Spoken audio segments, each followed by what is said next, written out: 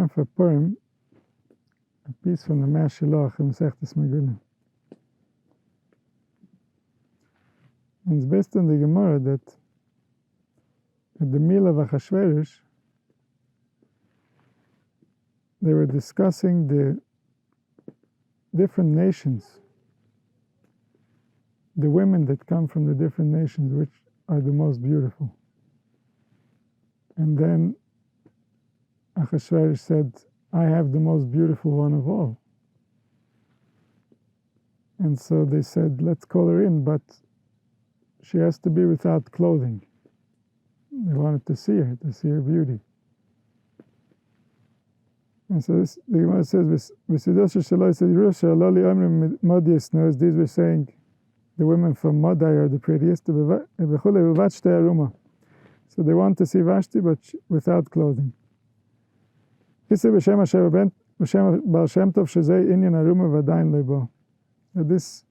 to the other side that exists in the shadows of the world. That the other side can never come without some type of clothing. And this relates to the dark side of the moon. The dark side of the moon relates to the dark side of the human emotions. That when there is a negative emotion, when there is a part that's going against life, that part, it will always come dressed up in something. It can never come as the part itself, because then it will be obvious what is happening. So there's always some type of a manipulation. When the other side, when the side that's against life is feeding off of life, there's always some type of a manipulation that allows them access in order to feed off of life. And so therefore they can never come without clothing, because the essence has no life on its own. It's only through the clothing that it gets life. The bir inyam bezek mashekosef sois oses bashem togel nafshi be'elohoi ki bushani bigda yesha mi'il tzedoka yataini. He says, I will rejoice with the holy name, and my soul will become excited by the divine. The divine and the name are related to each other. The name is what gives power to the divine. If we knew the name, then we would have divine power. The name reveals where is your power. Why are you important in what is happening over here, and how do you gain access to that importance? And if we look at the original creation of man, man is of ultimate importance. There's nothing else that's more important. And so where is that importance? That importance is called my divinity. Where is my divinity? It's hidden within the name. If I know the name, I can call upon my divinity and I will have it. If I don't know the name, I can't call my divinity. I don't know where it is. It's been taken from me by the collective that doesn't respect it. And so the name calls it back. The name is called the name of the Holy Spirit, the name of the divine, the name of the source. They're all the same thing. Or we can call it God. But God not as in a separate entity that's somewhere, God as in the living being that I can call upon. And if I call upon him and he answers, then it's revealed within me that he answered, because that's where this activation of the divine took place. And so it's all divine. Any thought, any emotion is divine, because divine means that it's coming from the spiritual into the physical in order to create reality.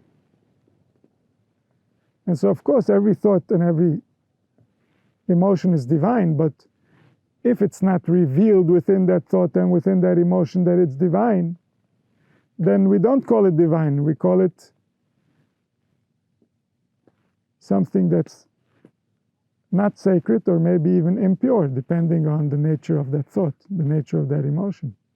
If that thought and emotion corrupts the divine, it corrupts the nature of what was intended to be here, then we call it impure. Then it's going against reality. Then it belongs to the other side. The other side makes life less. The other side makes life smaller. The other side doesn't respect the divine. The other side doesn't see reality as divine. The other side has as if another agenda, another type of perfection, another something that needs be instead of this place, and that's divine. There's something else that's divine. That's from the impure side. On the holy side, what is divine. What isn't, just isn't. And because it's divine, we need to perfect it. Not if we perfect it, it will be divine. It's already divine. But because it's divine, we need to perfect it, because we need to respect the divine. If we don't respect the divine, we won't have access to our divinity. We don't have access to our power. What is our power? Our power is simply us. Without that, we are not ourselves. There's no powerless us. There's us, the one that has the power, or there's nothing in its place, just a shell. It's not the real thing. It's not an alternative.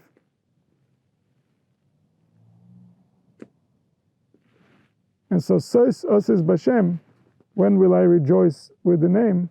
Togel Nafshi Be'Elohoi, when my soul will get excited by my divinity. What does it mean it gets excited? It means that it believes. It cannot get excited without believing.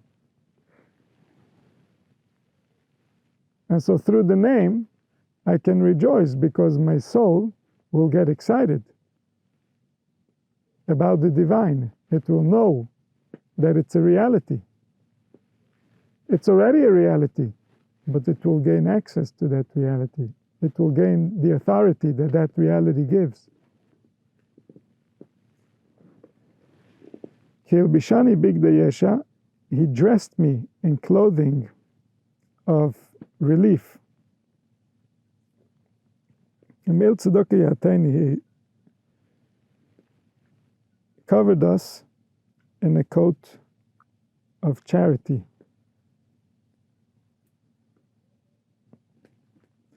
And so he changed how we perceive ourselves. Because the essence is the life, is the neshama, is the pnimius, is the soul of the thing. But how it thinks of itself, this is her dress. This is how she sees herself. This is the closest dress she has to herself. How she's seen by others, this is a further out dress. And so the soul has many dresses. Her thoughts are her dress. Her speech is her dress. Her actions are her dress. And so, through knowing the name and awakening the divinity, the dress changes. All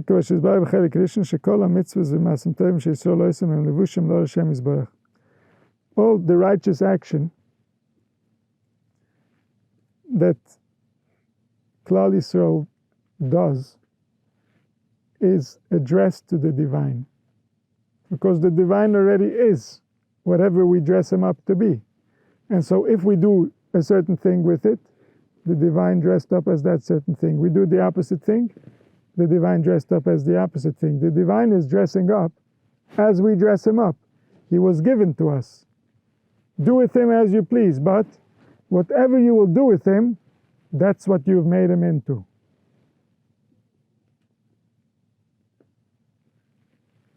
And then this is his truth. And so when we do righteous action, this is a revelation of the divine. that is acting within the mundane. There is no mundane. But those who have died from their divinity and think that they're mundane, them in their world, the actions that are righteous, they light up that world. Because they remind of the divinity, they remind of the greater truth. They awaken the sleeping. They give life to the dead. Because the real life is only the awareness of the aliveness. To the extent that there's awareness of aliveness, there is life. To the extent that there's no awareness of the soul, then the soul itself is not alive. The body is alive, but it's not working for anything meaningful, so it's not really there. There's no one there.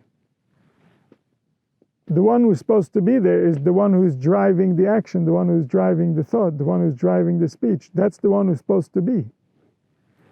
And when that's not awakened, then it's happening, but no one is there.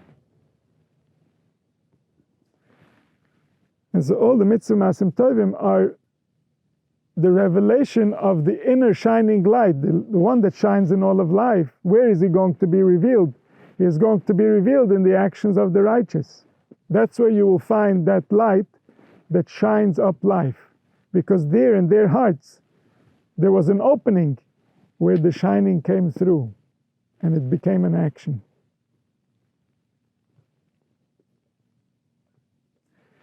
If you want to think about the essence of the divine, there's no thought that can go there. There's nothing that can reach there. The essence of the divine is what gives power to all the worlds that create thought. And so how can we possibly even try to reach there with thought? Thought is one of their products. And so we're never talking about his essence. But what is the taste, what is the flavor that we have of him? That depends on how the human divines have dressed up the divine. That's the taste. That's how it's going to feel for us. That's what he's going to mean to us. And so they're already in charge of the divine. That's not the choice. Do you want to be in charge of the divine? Do you not? That's not the choice. The choice is, how are you going to dress him up? And so righteous action dresses him up righteously, and cruel action dresses him up cruel. If he's dressed up as cruel, then all of life is getting degraded. This is a form of death. Chilul Hashem is a form of death. It means to lessen the value of the only thing that makes life worth living, which is the access to the divinity. It's the ultimate purpose of why life even happened. Why did he want life? Why did the divine choose this form? Because it's a tzelem elim, it's a divine form. This form represents the form of all the worlds. And so everything that gets produced by this form is a revelation of the divine. Because the divine himself we can never reach, we can never think about, we can never know. Through the righteous action, Makirim Yisrael Atzmisu Yisbarach, Yisrael gets to know the essence through the clothing. And this is called the clothing for the essence.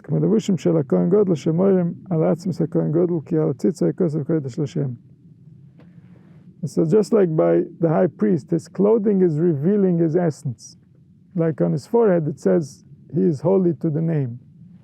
And so the clothing is revealing what's going on in the brain. The brain was already like this. The brain was cleansed of any type of self-interest in order to serve the greater purpose. That's the only way to be a Kohen Gadol. Someone who still has a self-interest, he has no business being a Kohen Gadol, which is a representative of the collective.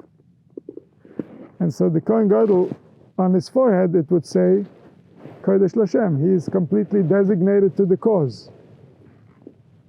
He is completely designated to the spiritual nature of humanity, so that humanity can reach their divinity, so that we can be in touch with the higher self, with the real self, with the self that is the reason why there are fallen selves.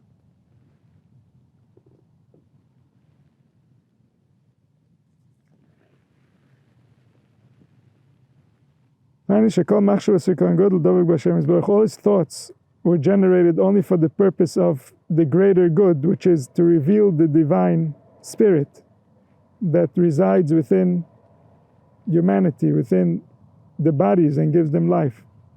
On the Choshen, on the breastplate, they would have the divine name to show that his heart is clean from any type of impure emotion. Because if the high priest has an impure emotion, then that causes damage to the relationship for all of the collective.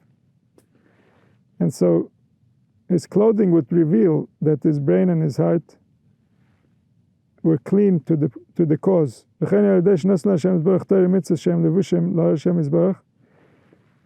Through the Torah, the teaching of the wisdom, and the mitzvahs, the actions of the wisdom, which are the dress of the light of the source.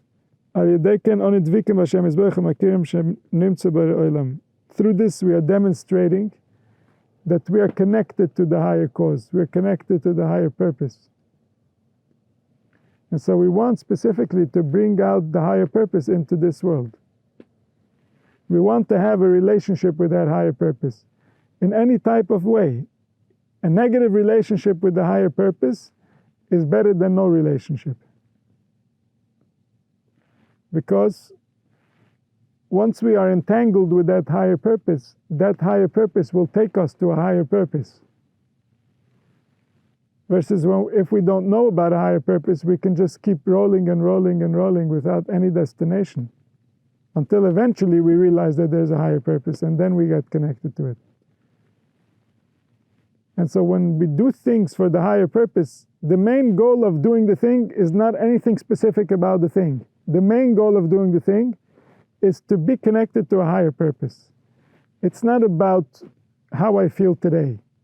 It's about something bigger that we are trying to accomplish, that recognizes the greatness of a human being, that knows that a human being is a divine being.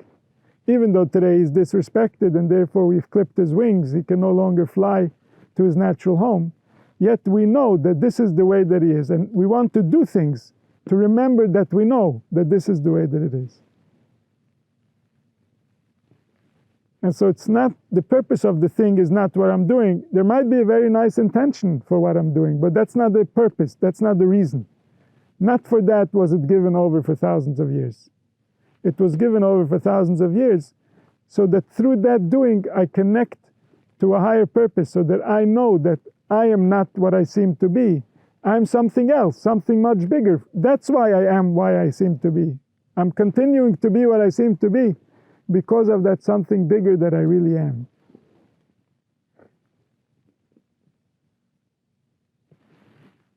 And so the Torah and the mitzvahs were given in order for us to connect to the essence, because the essence is always there. The essence is everything. The essence shines in all places.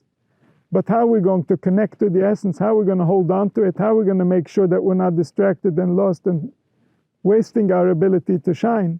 By doing things that constantly remind us that we are on the side of the essence. That we don't want to degrade the essence. We don't want to make it less. We only want to enhance. Because there's a greater cause. It's not about us. You say, well, this is good enough for me. It's not about if it's good enough for you. It's not good enough for the one who decided to make the world. You're enjoying yourself. It's not good enough that you're enjoying yourself. It has to justify this investment. It has to be that good.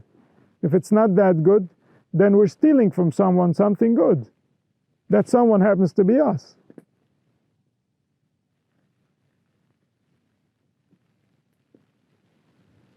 And so we were given different ways of holding on to the dress of the essence. Through the dress, we are pointing at the essence and saying, we are part of the essence. We are on the side of the essence.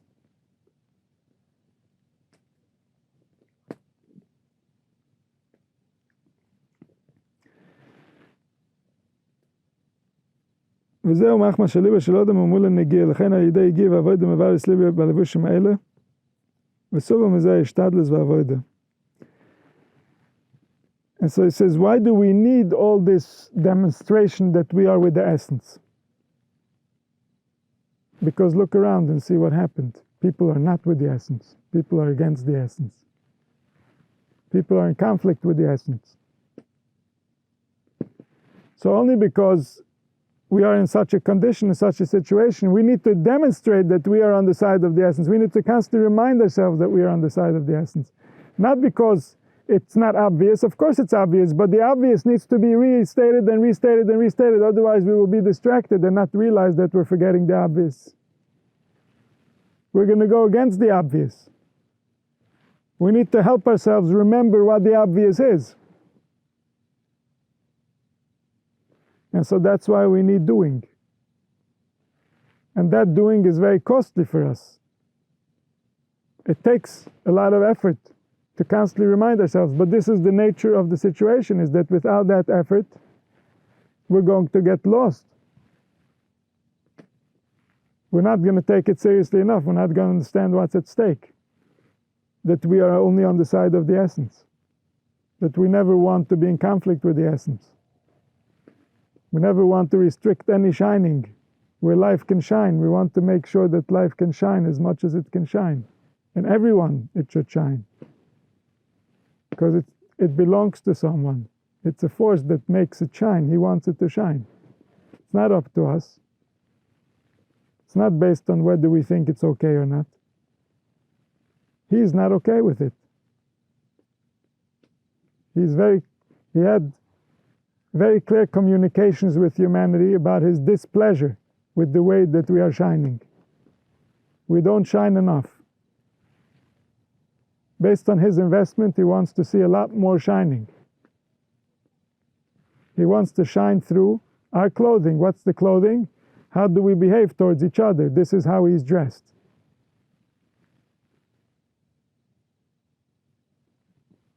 We have no other way of feeling him.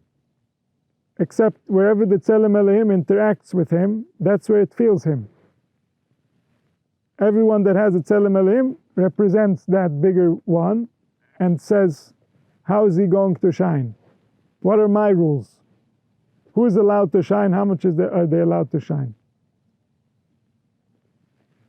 The Tzelem Elohim gets to decide. It creates a vibration, it creates a frequency that even without speech, it spreads in the environment. These are all the dresses of the divine. Not all of these dresses, we call them divine. Some of them we call demonic. And yet, the demonic are also dressing the divine. There's no one else to dress. This is what we said before. The demonic can never come without clothing. The demonic is always a dress of the divine.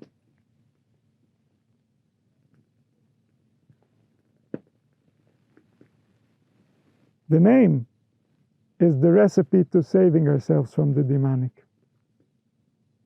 Without the name, the demonic can come present themselves to us and we might think that they're our friends. But when we know the name, we know the nature of existence enough to know not to go against it. We understand how life becomes. We understand how to get out of its way, how to get out of our own way.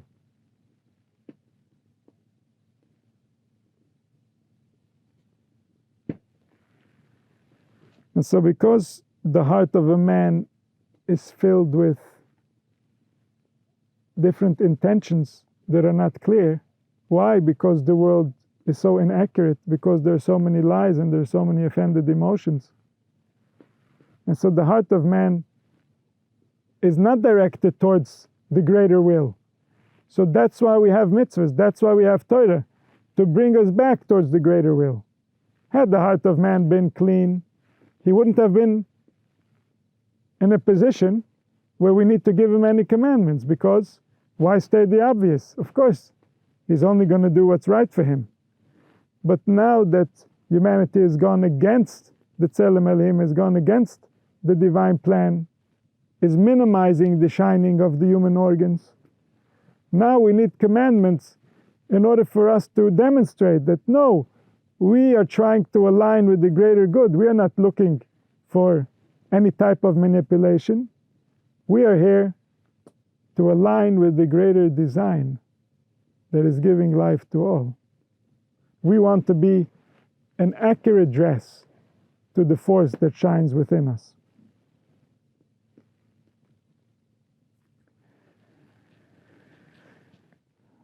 Ochen la'osid, in the time of redemption, kasher yeh lev adam menuka mevurah b'shleimus, when the heart of man will be purified and get to its perfection, oz yeh izgalus elahuz mefarish bli shem levush, then the divinity will be revealed without any dress, without any clothing.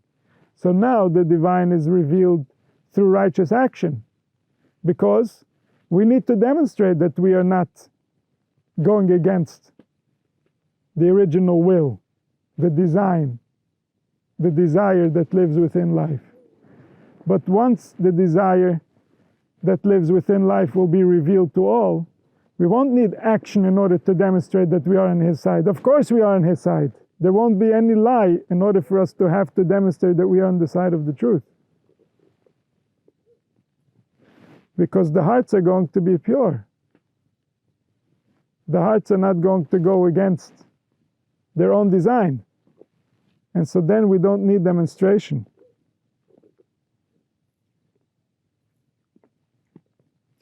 והנה בזמן ההוא, אוי אנשי כנסת גדולה שניצח יצחק דוד זו כדס וגמור רב יצחק דרויז גם כן, אוי ביודם ורוצה לבט לוי, רק מחמה שלוי, אוי עוז עדיין רוצה נשם יסברך וזה. So this, the ness of Purim, the revelation happened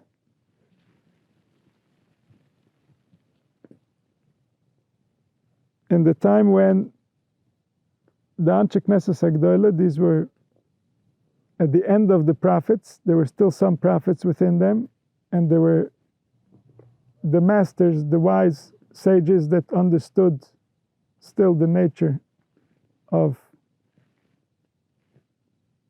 the human communication with the divine realms. And so they, when they saw that they were going to lose the ability to give over the wisdom, for the wisdom to remain alive between the people because of the calamities, because of the difficulties that were about to happen. And so they got to a conclusion that people will not be able to get to authentic prophecy. There won't be the right environment for authentic prophecy. And so the gain of authentic prophecy will not be realized, and leaving the wisdom, the understanding of how to gain authentic prophecy within the people is going to result in them using it in the wrong ways and getting towards idol worship. And so they hid all the secrets of prophecy, and by doing that, they got rid of, they slaughtered the desire for idol worship. Meaning that even though today people are idol worshippers, meaning they worship details of life and not life as a whole, but they don't do it with the same zest, with the same desire. They're not ready to go to war for their idols. They're not ready to do the things that used to be done for idols, because they don't understand the nature of the body and the soul, and they don't know how to activate themselves on those levels. And so the same way a human being can be activated for prophecy, which is a deeper intelligence that has access to the deeper spiritual sensitivities of the human being, and so too he can be activated in many different directions that the idol worshippers would know, and they would get to certain powers, to certain types of access to the Tzelem Elohim, to the form that, to the divine form that we dwell in, and through those levels of access they would be able to do miraculous things. They would be able to change the course of events, or even sometimes the rules of nature. And so for us, we had the tradition of how to activate the Tzelem Elohim in a pure, in a holy way, in a way that is aligned with the greater desire. That the divinity, as it builds, should be accurate to the one who designed life. Because if we gain power, and this power is not aligned with the greater will, then it's even more damaging than if we don't have power. And so they made the choice to hide it, and it means they took away the desire for it, they took away our ability to get to those levels of excitement, to those manifestations of the soul, and through that, humanity changed course. Humanity became more secular. Before, there was no one that didn't have a God. There was no one that didn't believe in gods, because there was a wisdom of how we operate and how we can be activated. It was just a question of what type of worship, what type of belief. By the time of the Greeks, the world switched from worshiping gods to worshiping logic, worshiping the human mind, worshiping our own thought patterns. And this was because that's at the root of the worship. The way that we were worshiping all the different idols started with instructions through the mind, through the intellect. And so they started worshiping the intellect directly, who is the director of all the different forces. But then humanity also lost access to the forces that are running them. The intellect became the main basis of all the decision making, and the intuition that's based on all the different organs was neglected. And so this started at that time, after the drive for idol worship was eliminated.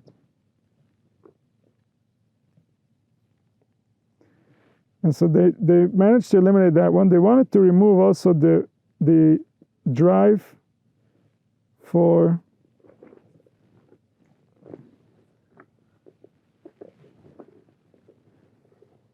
the Yitzur Da'aroyis. The Yitzur Da'aroyis is the drive that a man has for lust, a man or a woman for that matter. So there's a drive that is separate from the purpose. There's a drive that goes beyond the call of duty and is ready to connect in places where it's not suitable for the being to connect. The soul, the shining within is not shining with it. And yet there's a drive that is willing to go there. And so the natural drive for creating offspring is a drive that's related to the heart. And of course, it's a very strong drive. It's related to different organs as well. And yet, there is a drive that separates the organs and causes organs to go against the heart. The drive can be so powerful that the heart might be offended by the action, and yet the action will take place. And so this is the Yitzur Da'aroyis. They wanted to get rid of this drive, the drive that humanity is still obviously struggling with. We're struggling with it for two reasons. One is that the nature of this drive is that it's not yet properly integrated within man, that because of everything man has been through with this part of his existence, there's a strained relationship between man and sexuality. But even more so, what hurts the situation even more is that the way that we are portraying this force, the way that we're interacting with this force, is causing further deterioration to this relationship. And so today the world suffers from a very strained relationship with this force, and this force is at the essence of life. The Yitzhar Daro is the drive for lust. This is just like the Ola, this is just like the external foreskin of this drive, of this force. This is something that we have to learn to overcome, but the essence of this force, is the drive of life itself, is the essence of life itself. It's the closest to the dress of the essence, to the shining of how the essence shines in all the organs. Here it's most revealed. And so this, when it's aligned properly, when it's aligned with the nature of the heart, this is the highest light. And yet this highest light, when it's revealed in the wrong circumstances, this is a drive that they were trying to eliminate, and yet they realized that they couldn't. So it says, why couldn't they? It wasn't the time for it. So in the evolution of man, there are different times, there are designated for different struggles in order for us to get to our full maturity, in order for us to integrate the forces that we are in a way where they compensate each other and not cause damage to each other. And so this wasn't yet the time for that. This is going to happen only upon the final redemption. Because once this redemption happens, then there's no longer any struggles. This is the end of the cycle. This is the big gift that was reserved to the final piece of the puzzle, is when it's going to be revealed the nature of this gift and how it was meant to be used and why was it designed in the way that it was designed. Obviously, everything is there for a purpose. Everything is by the will of the source. And so it says, at the time though, in the time of the exile, there's something very special that happens as a result of things being hidden from humanity living in the dark. And that's that there's a tremendous desire within individuals to realize the truth, to bring creation closer to the divine, to reveal the divinity within creation. And this drive, this yearning, this desire is greater than the light itself when we're going to have it.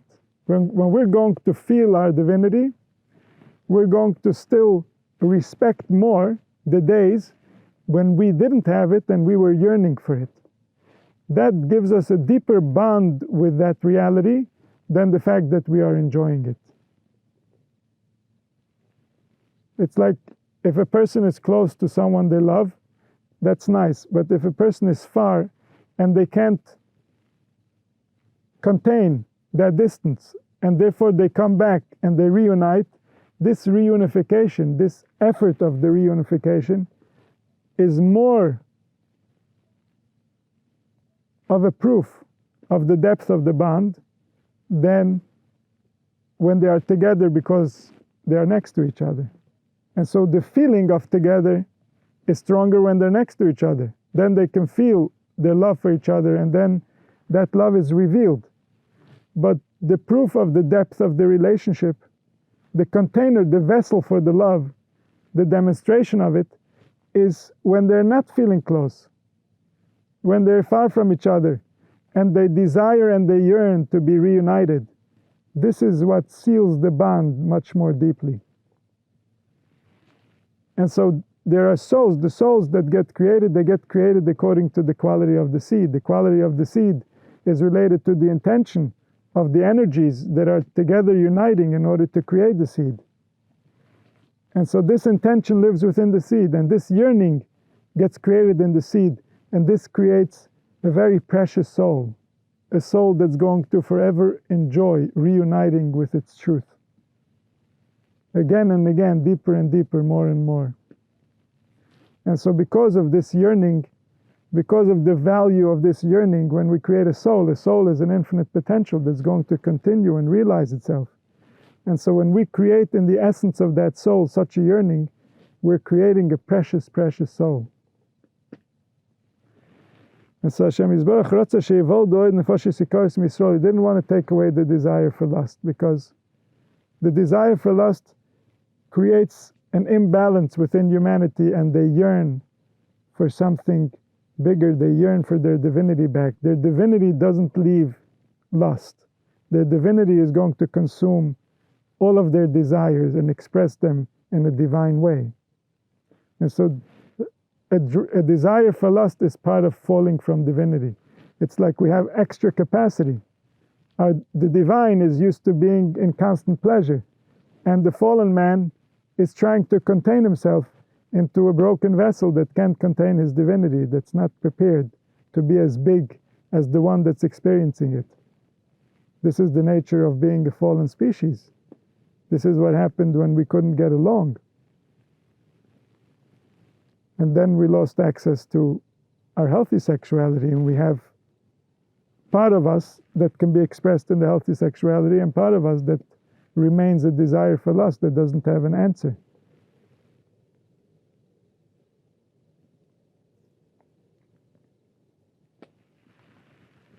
And so in that time, there is a yearning towards the divinity. There's a yearning to get back into balance. There's a yearning to be fulfilled, like the moon when she comes to the middle of the month and she gains her full revelation of light. When she's fully shining, we're yearning to shine again. We will shine when the divinity will shine within us, when we will learn to respect the divine form within us and within whoever it is that we come in contact with.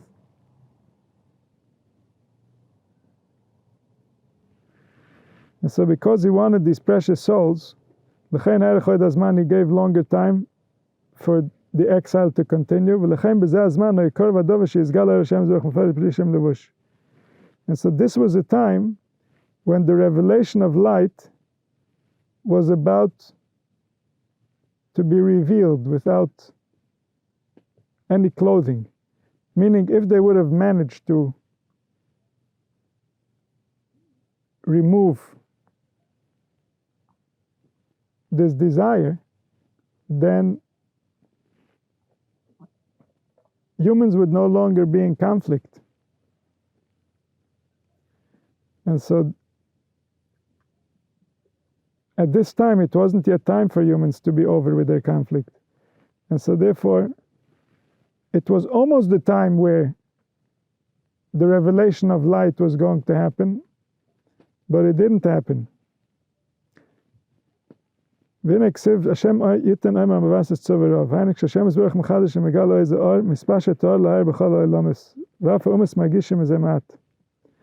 So whenever there is a revelation of light, the revelation spreads to all the nations, because it means that the Tzelem Elohim got an upgrade. The divine form is now more in tune with its nature. More of the light is getting revealed. There is a deeper shining. This shining is felt by all the humans. Everyone in their own way will interpret this shining, will receive an inspiration.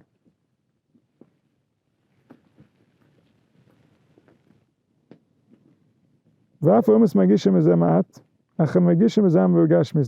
the nations, they feel this shining a little, but they feel it in their own way. They feel it in the physical sense of it.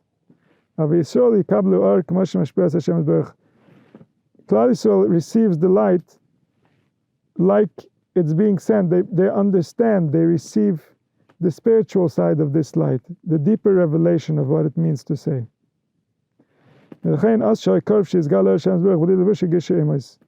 Because it was so close to revealing the essence without any clothing, so the nations felt also a revelation of light without clothing. They understood it on the physical level. That's why they were asking to see Vashti without clothing. They thought that it's time to go back to Gan Eden, but they didn't understand that Gan Eden means first a different soul, a different inspiration, a different truth. And so they weren't looking for the deeper truth. They just wanted, okay, if there's going to be a revelation of the light without any clothing, so why can't we see Vashti without her clothing? This was how they interpreted that light. This is what the Baal Shem Tov is saying. שקרב להסגרס מפרש האור בלי לבוש, אך עדיין לא בא עד אס קץ. So it was time for a complete revelation of the divine. And that, when there is a complete revelation of the divine, then there's no need for clothing, just like in Gan Eden there wasn't a need for clothing. The need for clothing comes because there's still a desire for lust. The desire for lust comes because we've lost access to our divinity. And so where there is divinity, there's no desire for lust. Where there's no desire for lust, there's no clothing. Clothing is the result of the demonic activity that we are amongst. And this is why as soon as they had to leave Gan Eden, they started with clothing. The further they left Gan Eden, the more they had to wear clothing. This is because there's demonic activity. We can't trust humans with humans because something is wrong with the human. He's malfunctioning. But this malfunction is still part of the design until we're going to get to the complete redemption, until we're going to receive our divinity back. And so therefore they say, without clothing she couldn't come because it wasn't yet the time of the complete redemption. וכן נסלח הזה מאמר רב לוי שהפוסק הזה על שם הקבונס נאמר היינו כמו שנסבר בחלק ראשון שהמלאכים טענן על זה איך יהיה להקן תפיסה לבלי לבוש אפילו בזעם שלהם בשלם ישראל שיוגיס עצמם בלבושים לכן הכך יש גל יולי הם תפיסה בלי לבוש כמובן בחלק א'. So it says that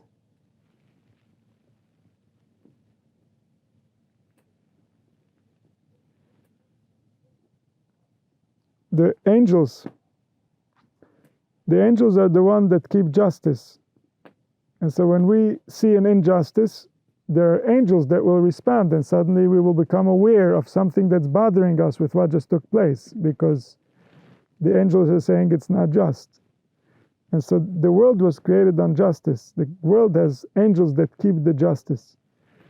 And so when we want to receive something, it has to be accurate according to justice. In the worlds of intelligence, justice is what drives the decisions, and yet somehow justice will lead to the end where everyone receives the ultimate good. This is the ultimate justice, and the longer we go, the deeper we go into the mystery, the more we see how really the only just way is to give everyone the ultimate good. The further away we are from the mystery, the more we are living in the illusion. We have all kinds of calculations of who deserves to receive the good and who doesn't deserve to receive the good. And so the angels, on every level, they're the ones who keep the score, who make sure that justice is served, that justice is accurate. And so the angels say, how could it be that those who didn't try to gain access to the light could have any access to the light? So we were given forms of hishtadlus, forms of effort that we can make in order to align ourselves with the greater truth. And so therefore, when the greater truth gets revealed, when life becomes real, then those who have aligned themselves, those who have vessels, they can receive. In these vessels, their desire to connect to this created a vessel, and now in these vessels they can receive from the light that's being revealed. Because the doing happens now. Now we're in our bodies, we do the doing. Now we are done. And in our time, let's say what happened till now, the light wasn't revealed. But the question becomes, did we have any relationship to that light? Did we work for it? Did we help it? Did we do anything? If any relationship to that light, then when that light will be revealed, oh, we come to life. This is what we were working for. This is us. But those who didn't make any effort, how are they attached to being able to receive any of that light? They didn't work for it. They had no relationship to it. And the answer to the angels is that the nature of the world is that one lives on top of the other, meaning everyone contributes to the existence. And so even though some didn't directly do anything for the sake of the light. They didn't understand the nature of life. They didn't understand that what lives in them needs their attention, that the greater will needs our service, that there's something bigger that's supposed to take place, that there's a divinity that's supposed to be revealed here, and it's waiting for us to help it arrive. And so if the person didn't have any of these intentions while they were alive, but they ate food, let's say, that was the result of someone else who he was trying maybe to make money, or he was trying to feed his family, or he was trying to express his talents, or to do whatever it was that was motivating him. And at the end of the day, this is what caused the other one to be able to improve the conditions for the shining light, to help the divine find a home within humanity. And so then through that he gets to also experience the redemption. And so when the light gets revealed to all who help reveal the light. And this is the light that's the only thing that ever is. Also the opposite of this light is this light. It's just a question of clothing. It's just a question of how is it dressed up? What does it look like? What does it appear to be? And this is at the essence of the celebration, is v'nafachu, that things are the opposite of what they appear. What does that mean? It means that no matter how the light is dressed up, it might seem the darkest that it might seem, but what's hiding behind it is the same thing. It's the same one. It's the same being. It's the same life. It's the same that you loved when you knew it. And then you forgot it and you thought you hated it. But it's not that one that you think you hate. It's the one that you knew you loved. And that's the v'na'afachu. That's the exact opposite of what it's presenting itself to be. And this happens on the individual level. This happens on the collective level. Humanity is going to realize that it's the exact opposite of what they thought it was. That life, the way that it was given to them, was really an opportunity for tremendous realization, for a very deep, pleasurable experience. Divinity is not something that we can describe to the imagination. It's something that only when experienced can it be known. But those who have tasted it were very pleased. Tamu uru k'tov Hashem, taste and know that the divine name is pleasing to the human body, to the human soul.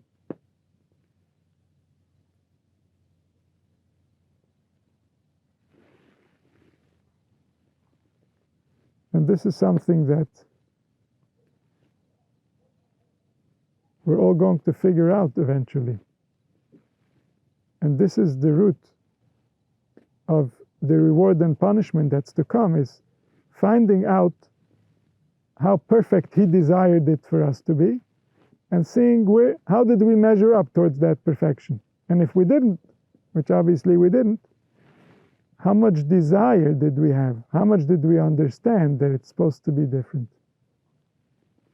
How much were we ready to invest that it should be what it should have been and not what it is?